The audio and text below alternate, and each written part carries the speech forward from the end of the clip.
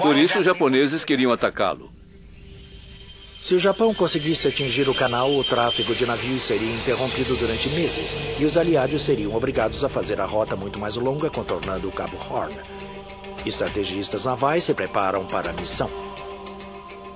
O plano era assim. Esta flotilha de submarinos, 4 submarinos com 10 aeronaves, percorreria uma grande distância pelo Pacífico. Atravessaria o Pacífico. Uns 13 mil quilômetros, até chegarem ao ponto de lançamento perto do Equador. Mais ou menos aqui. Eles iriam emergir e lançar os seus aviões o mais rápido possível. E para surpreender o inimigo, voariam numa direção totalmente diferente. Passariam pela Colômbia, fariam uma curva fechada e então mergulhariam, reduzindo a altitude, viriam por aqui na direção do canal para atingi-lo no extremo norte, aqui. A missão será extremamente perigosa para a frota de I-400 e seus tripulantes. Os submarinos precisam viajar até o Canal do Panamá, atravessando águas inimigas. Em meados de 1945, o Pacífico era um lago americano. Era muito difícil conduzir qualquer embarcação com segurança na região do Canal do Panamá. Mesmo que os submarinos cheguem em segurança ao destino, seus alvos, as eclusas de Gatun, são muito bem protegidas, com artilharia antiaérea. Uma opção seria lançar bombas de uma grande altitude, mas essa solução apresenta os próprios problemas. As paredes das eclusas eram estruturas gigantescas de concreto reforçado com aço, com quase 2 metros de espessura. Mas a 4.000 metros de altitude pareceriam um fio de cabelo. As chances de acertar um alvo como esse eram muito pequenas. Com apenas 6 aviões e apenas uma bomba em cada um, não há margem para erros. É criado um plano radical para garantir um ataque bem-sucedido. Naquela altura da guerra, quase todas as missões aéreas japonesas eram executadas por kamikazes, e o plano era fazer o mesmo aqui.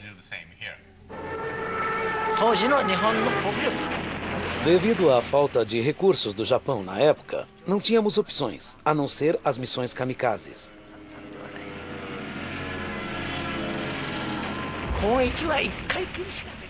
Sei que é polêmico, algumas pessoas eram contra, mas não tínhamos escolha na época. Sabíamos que seria muito difícil acertar o alvo, mesmo com várias bombas. A missão suicida era a nossa única chance.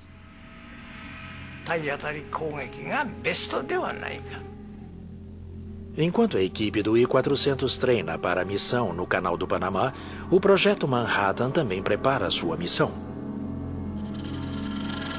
Um comitê elabora uma lista de possíveis alvos para a bomba atômica. Hiroshima é uma das 5 cidades indicadas. Enquanto cada país prepara sua arma secreta para a guerra, forças aliadas invadem a ilha de Okinawa, a apenas 1.500 quilômetros de Tóquio.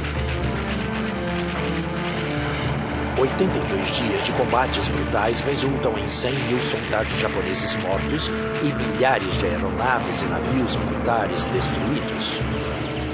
Diante de uma invasão americana aparentemente inevitável, o vice-almirante Ozawa muda mais uma vez a missão do I-400. O novo alvo é o atol de Ulithi. É o local onde se reúne a enorme frota americana que se prepara para invadir o Japão.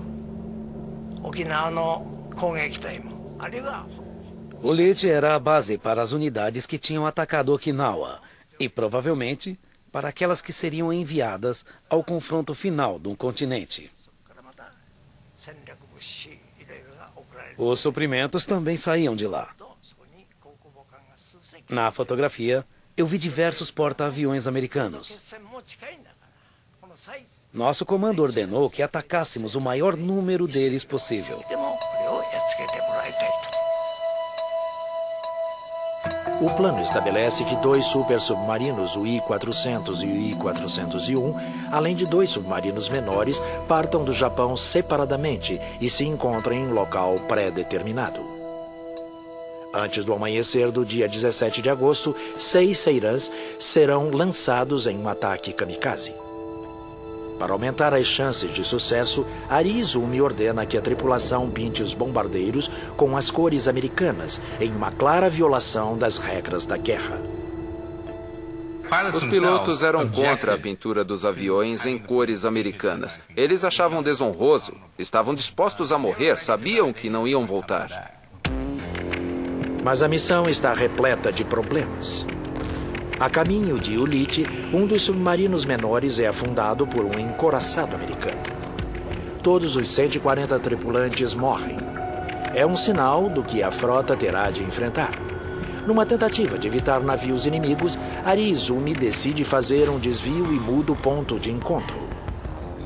Mas a mensagem não chega ao destino e o grupo não se encontra. Enquanto o I-400 e o I-401 tentam revisar o plano de ataque, notícias chocantes chegam pelo rádio.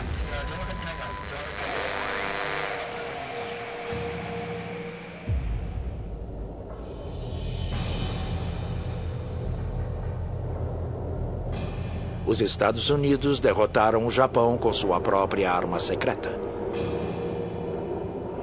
Em 6 de agosto, uma bomba atômica destrói a cidade de Hiroshima, matando 80 mil pessoas. Em 9 de agosto, a segunda bomba atinge Nagasaki. 40 mil pessoas morrem. A cidade fica em ruínas. 6 dias depois, em 15 de agosto, o Japão se rende aos Estados Unidos.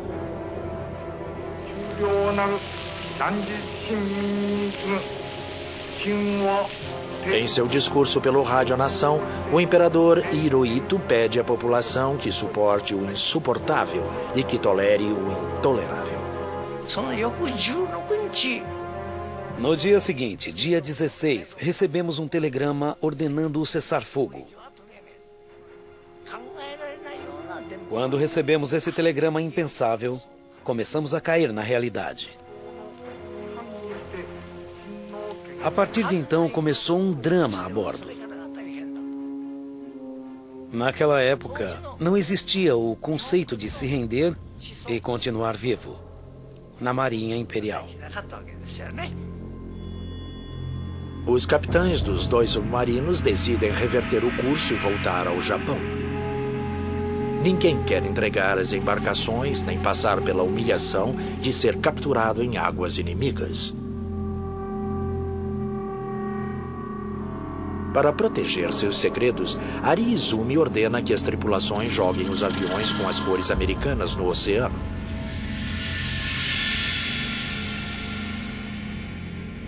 Os submarinos japoneses não têm como enfrentar a frota americana. 2 destroyers dos Estados Unidos localizam o I-400 a 300 quilômetros da costa japonesa, em 28 de agosto. O submarino gigante, por um breve momento, tenta escapar. Em seguida, se rende sem resistir. Harry Arvidsson é um dos primeiros americanos a embarcar no I-400. Quando nos aproximamos do submarino e vimos o que era, pensei, essa é a maior coisa que eu já vi. E em 29 de agosto, um submarino dos Estados Unidos, o USS Segundo, localiza o I-401. Carlo Carlucci era um marinheiro no submarino americano. Eram 3 ou 4 da manhã quando ele foi detectado pelo radar. Ninguém sabia o que era até chegar bem perto. Tsugi Oyata estava a bordo do super submarino japonês. Não queríamos entregar aquele submarino magnífico aos Estados Unidos. Era uma vergonha sermos capturados.